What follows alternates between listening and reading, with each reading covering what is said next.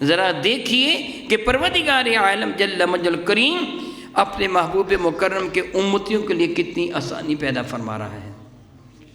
بات بات پر بخشش کے بہانے وضو کر لو بخش دیے جاؤ گے، لیکن یہ وضو کرتے کس لیے ہیں؟ نماز کی ادائیگی کے لیے۔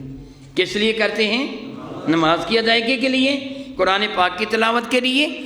میرے اور آپ کے کریم آقا تاجدار ارب شفیع معظم رحمت عالم صلی اللہ علیہ وسلم نے شب معراج جب واپس تشریف لائے نا تو سیدنا بلال حبشی کو بلایا، وہیں حاضر تھے۔ بلال مجھے ایک بات بتا، حضور کو تو پوچھنے کی ضرورت نہیں تھی، مگر لوگوں کو کچھ احساس بھی تو دلانا تھا نا۔ سارے لوگ متوجہ ہو جاتے ہیں، بطور مثال میں ایک آدمی کو ذرا اٹھ کے کھڑے ہو جائیے، وہ آدمی اٹھ کے کھڑا ہوگا تو سارے بندے اس کی جانب متوجہ ہو جاتی ہیں نا، بات کا سمجھنا آسان ہوتا ہے۔ میرے قریب نے حضرت بلال کو بلایا، بلال ادھر آؤ، حاضر ہو گئے۔ یا رسول اللہ حکم کیا ہے؟ فرمانے کہ مجھے ایک بات بتاؤ۔ یا رسول اللہ ارشاد فرمائیے۔ فرمانے کہ میں جنت میں گیا نا تو میں نے اپنے آگے تیرے پاؤں کے چلنے کی آہٹ کو سنا، میں نے تیرے قدموں کی، اللہ اکبر اللہ اکبر اللہ اکبر۔ میرے نبی نے حضرت بلال کے قدموں کی آہٹ کو پہچان لیا، یہ آہٹ بلال کے قدموں کی ہے۔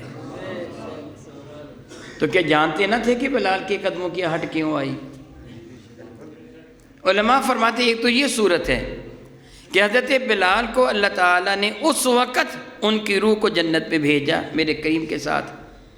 دوسری صورت کہ یہ آہٹ ابھی اٹھی نہیں تھی، جنت میں جب قیامت کو داخل ہوں گے تب آہٹ ہوگی، میرے نبی نے آج سن لیا۔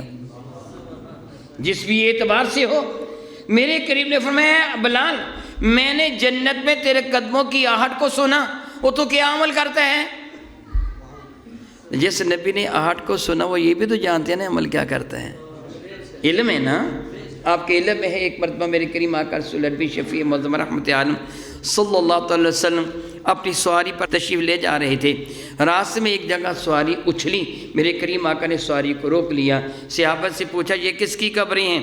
عرض کیا فلاں فلاں کی۔ جانتے تھے، فرمانے کہ دراصل بات یہ ہے ان دونوں قبر والوں کو عذاب ہو رہا ہے۔ کیا بلا؟ دونوں قبر والوں کو۔ فرمانے کہ تم جانتے ہو عذاب کس وجہ سے ہو رہا ہے؟ عرض کیا اللہ اور اس کا رسول جانتا ہے۔ میرے نبی فرماتے تم اسے کچھ زیادہ اہمیت نہیں دیتے، ایک آدمی چغل خوری کیا کرتا تھا اس لیے عذاب ہو رہا ہے، اور دوسرا پیشاب کی چھینٹوں سے بچا نہیں کرتا تھا اس لیے عذاب ہو رہا ہے۔ گویا میرے نبی عذاب کو بھی جانتے ہیں، سبب عذاب کو بھی جانتے ہیں کیوں ہو رہا ہے۔ پھر فرمایا وہ کھجور کی ایک شاخ لے کے آؤ، قریبی کھجور کا درخت تھا، ایک شاخ صحابی کاٹ کے لائے، میرے نبی نے اس کو دو حصوں میں چیرا، ایک ایک قبر پہ رکھ دی، دوسری قبر پہ رکھ دی۔ فرمانے لگے میں امید رکھتا ہوں جب تک یہ سرسبز و شاداب رہ کر اللہ کی عبادت کریں گی قبر والوں کے عذاب میں کمی ہو جائے گی۔ ان کے علم میں ہے نا۔ تو بلال کے بارے میں بھی جانتے تھے، لیکن لوگوں کے ساتھ چلانے کے لیے فرمانے لگے بلال بتاؤ ان کو تم کیا عمل کرتے ہو؟ تو حضرت بلال نے کہا یا رسول اللہ میں عمل صرف اتنا کرتا ہوں کہ جب بے وضو ہوتا ہوں تو وضو کر لیتا ہوں، جب بھی بے وضو ہوتا ہوں تو وضو کر لیتا ہوں، اور اگر مکروہ وقت نہ ہو تو وضو کے بعد 2 رکعتیں نماز کی بھی ادا کر لیتا ہوں۔ مسکرا کے میرے قریب فرمانے لگے اسی سبب سے جنت میں میں نے تیرے قدموں کی آہٹ کو سنا ہے۔ دراصل صحابہ کو بتانا تھا، ہمیں بتانا تھا کہ اگر تم باوضو رہتے ہو نا ہمیشہ تم پر اللہ کی رحمتوں کا نزول رہتا ہے، رات کو سونے سے پہلے وضو کر لیتے ہو، ساری رات کا سونا بھی عبادت بن جاتا ہے۔